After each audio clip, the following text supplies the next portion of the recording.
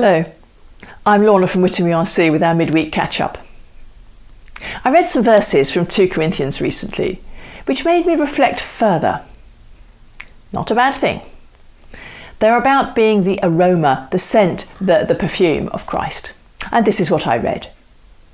But thank God, He has made us His captives and continues to lead us along in Christ's triumphal procession. Now He uses us to spread the knowledge of Christ everywhere, like a sweet perfume. Our lives are a Christ-like fragrance rising up to God, but this fragrance is perceived differently by those who are being saved and by those who are perishing. To those who are perishing, we are a dreadful smell of death and doom. But to those who are being saved, we are a life-giving perfume.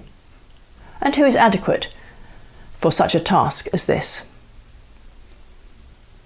Often, when I read a passage from the Bible, I have a look at it in another version to see if it sheds any more light on it.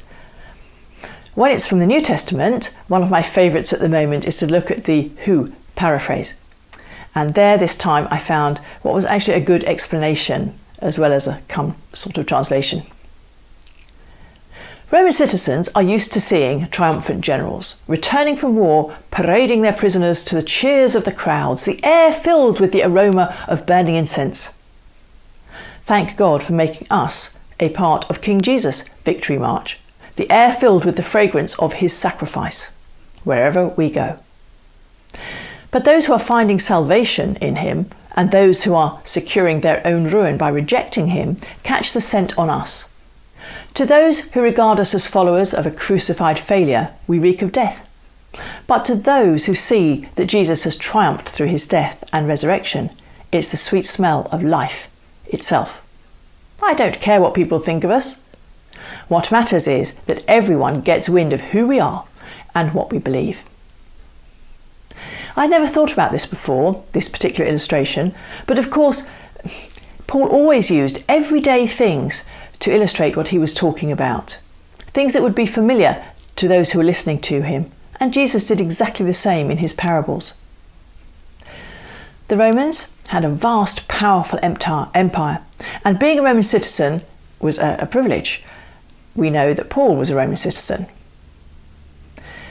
When the Romans conquered a nation, they would have a victory parade as they returned, victorious, marching through the streets with their prisoners paraded. Part of the ceremony would be the burning of incense.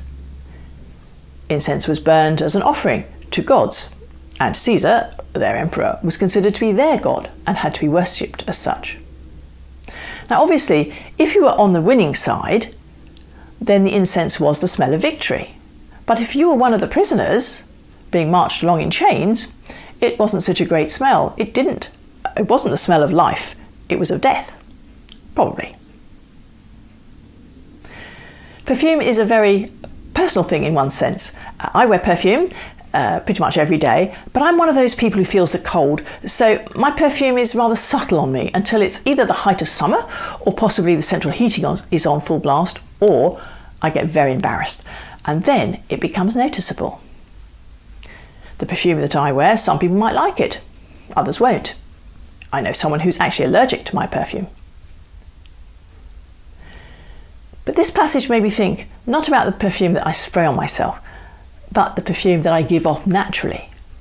To a certain extent, each and every one of us has an aroma, if you like, a perfume, an aura about us. I've never really given much thought about mine until now. When I walk into a room, what is the scent that I give off? What is the aura that I take with me, bring with me? What does my body language say? Not just the words that I say, but the way that I say them. The way I treat people, the way I look at people even.